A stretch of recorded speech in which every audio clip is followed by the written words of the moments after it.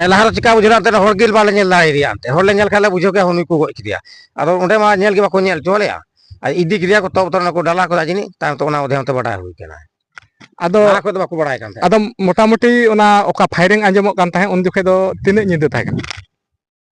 बुझे कम 12 साढ़े 12 बजे को बुझे कम 1-1.5 बजे धीबी गान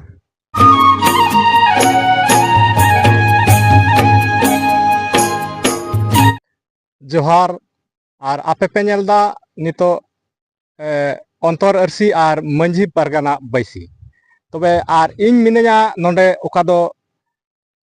सूर्य नारायण हासदा ओका को इनकाउंटर किदी ओना जगह ओका दो नोंडे कमलदरी मौजे पड़ा कना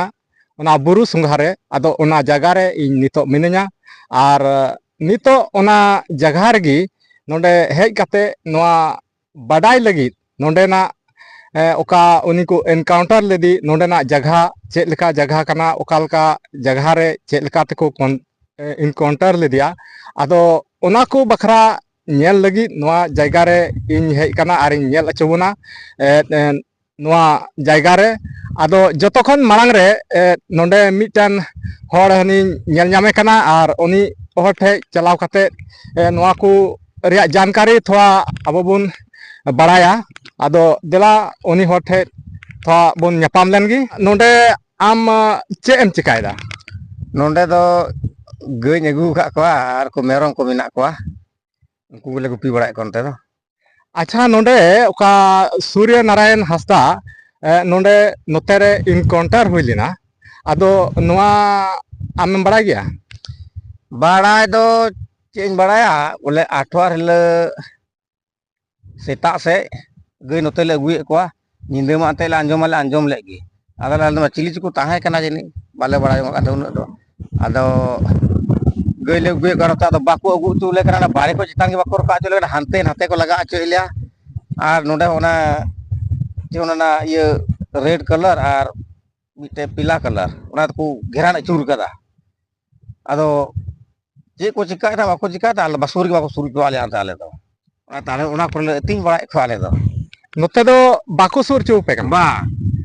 तबे ओना नोंडे ओका इनकाउंटर हुईना अदो ओना दो तीर आपे पे बड़ाई केदा आले मा तीर को इदी कान ले बड़ाई का और इन खन लहार दो उनको पुलिस पे नेले को थाना उन जुखे तो बापे बड़ाई कन थाना बा सुर के बाको सुर चले कुली वाले ले के बाको लेदा मैं तो काल को जो है अच्छा उनी ओकोय दो नोंडे को इनकाउंटर लेदी उनी को इदी जुखे उन जुखे पे बड़ाई केदा अदो उनी पे नेल लेदी गया बा उन जुका बाको सुर जो आलिया लागार उड़ के ले उन उनको आकु मतो कन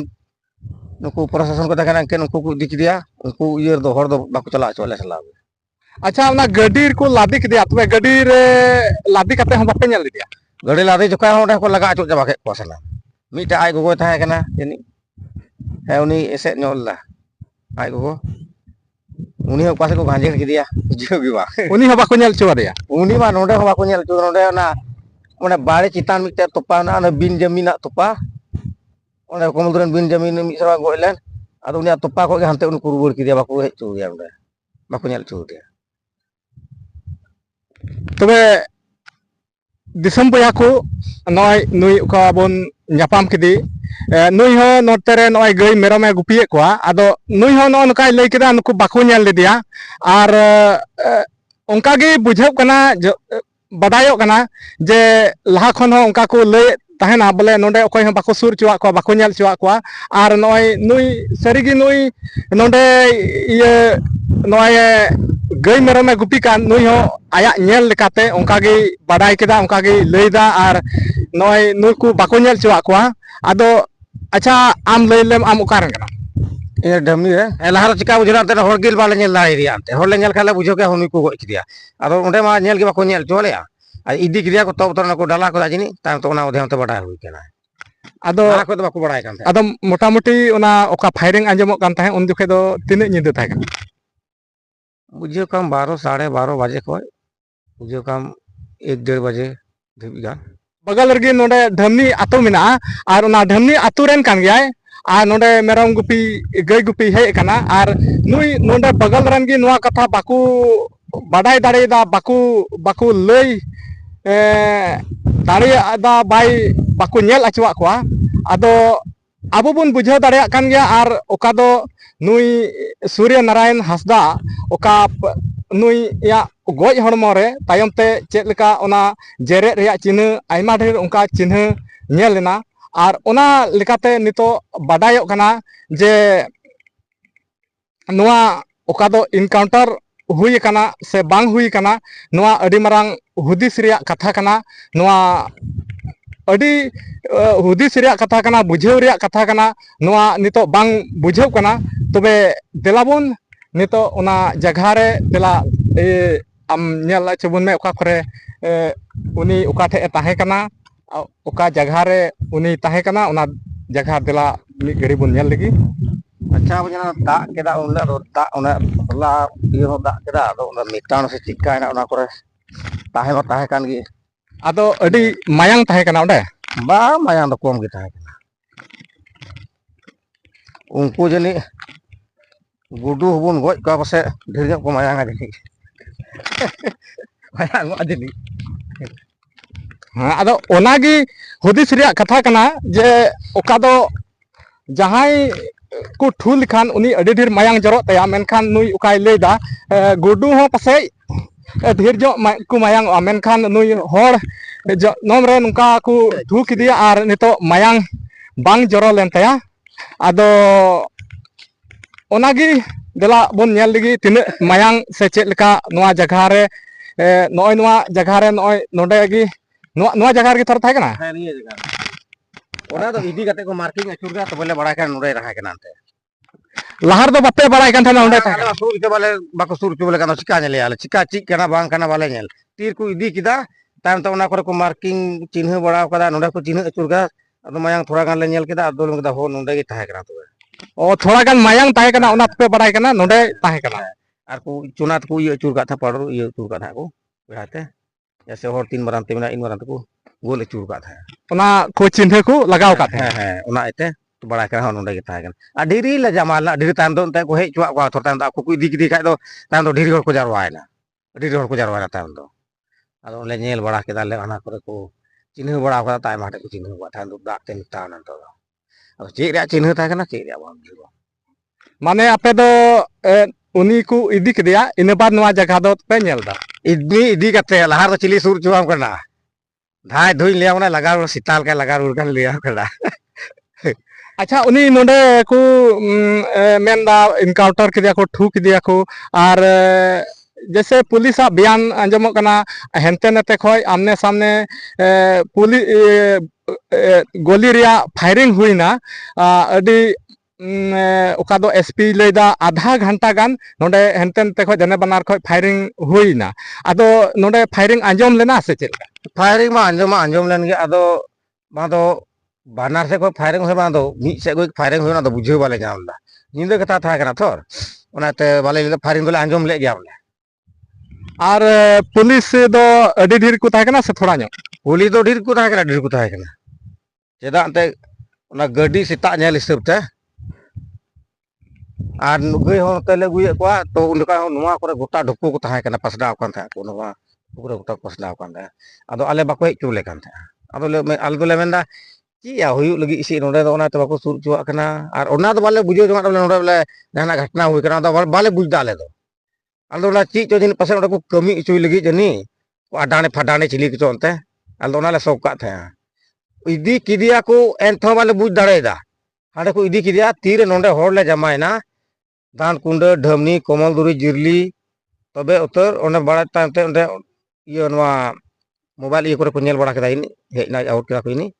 तबे ताम तो ओने को दा बांग फलना होड़ा ये हुईना नोडे उनी को इदी किदिया अदो ले कदा हेंदा से ओनार के को सुर चुबुल कान था अदो ओना तायम ते ओने इदी जुखे उन जुखे उनको पुलिस की को लई केदा बोले फलना होड़ नोंका होई कना से कोई बा तायम तो जनी उनको तो ची को ले उनको मको इदी किदी तायम तो को बड़ा केदा इनका के मोबाइल जिन बको ये केदा जनी यूट्यूब रे बको डला को जनी अद को नेल के खा दो ने तायम तो को बड़ा केदा फलना हड़ गे ताहे कना जनी तबे ओना लेकाते बडायोग कना जे बोले नोंडे खय दो बांग बडाय कना ओना दो यूट्यूब माध्यम ते सोशल मीडिया माध्यम ते बडाय कना बोले नुया नोंडे जो नेलो कना ये नोआ ऑन द स्पॉट रे नोंडे को नेल दा और यूट्यूब रे ओका सोशल मीडिया रे को उनिया को वायरल केदा तबे याने नोंडे ना बुझेव ᱧᱟᱢᱚᱜ कना है बोले उनी होड़ कान गया चल हे लहार चिका बुझरा ते होड़ गिल बाले नेल दाई रिया ते होड़ ले नेल खाले बुझो के हुनी को गoj किदिया आदो ओंडे मा नेल गे बाको नेल चोलेया इदी किदिया को तब तो डाला को जानी ताम तो ओना उधेम ते बडाय हुई केना आदो ना को तो बाको बडाय कान आदो मोटामुटी ओना ओका फायरिंग आंजमोग कान ताहे उन दुखे दो तिने निदे ताहे कना बुझियो कम 12 12:30 बजे को बुझियो कम 1-1.5 बजे धीबी गान हे लहार चिका बुझरा ते होड़ गिल बाले नेल दाई रिया ते होड़ ले नेल खाले बुझो के हुनी को गoj किदिया आदो ओंडे मा नेल गे बाको नेल चोलेया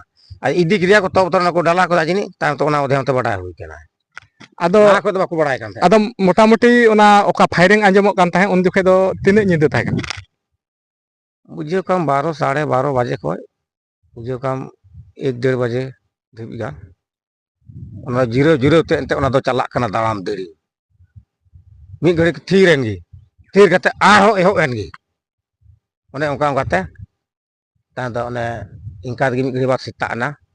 सेता कते गई ले अगुए कोले नेल को नो कोनो बई हे जतो दुपुर को दुरुब बड़ा को चिली कना को या आले दोले मेंदा हे पासे चिली बदमाश को इलेन पासे चेक लगी को हे कान बोले पासे ची को इयो का सोना इंक्वायरी लगी को हे कान से ओना इतके पासे ची को तोपा का बोंग तना से ची तना पासे ओना तिके पासे बाको हे चुबले कान ते दो आले दो ओना नोवा दो बाले बड़ा जमा कते नोवा नोका इयो दो हुई कना बोले आले नदा ओना इतके बाको सुर चुबुन कना तीर नोंडे को लाश को उठाव किदा इदी किदिया को तबे तोले बड़ा कना बोले हे फल्ला होड़ ताहे कना लाश दो बाले नेल का दिया नोंडे होड़ जारवा कते को लेदा बोले बा या सूर्या को गoj किदिया उनी को इदी किदिया इन को मिते कना चिलिया नोंडे नोते रे गुप्पी कना और बाम बड़ा ची आम गुप्पी कान हो चिका सुर गिचो बा सुर चों कान चिकाम बड़ा है अरे को बा उनी को गoj किदिया उनी को इदी किदिया आदो ना तायम ते बड़ायो कना बोले इदी किदिया उनी को गoj किदिया बोले तबे नो नोका नोय नुई ओका ढमनी रेन नोंडे गए गुपी कान ताहे नुया कथा बुन आंजम किदा और नासेना नोंडे नोंडेना नेल उचु नोंडे चेद लेका नोंडे और नोय नोवा नोय पे नेले कान नोवा जगह रेगे नुई दोय ताहे कना और नुई ओका दो नुई होड़े लई कान लिकाते नोंडे होड़ नुई होड़े लई कान लिकाते नोंडे चिन्ह ताहे कना नासेना मायांग रे चिन्ह ओना लिकाते को बुझेव दाड़े कान थाना बोले नोंडे दो नोंडे को नोंडे ताहे कना या उनी ताहे कान जुखे दो बाको नेल लेदिया नोंकान कथाय लई अचु केदा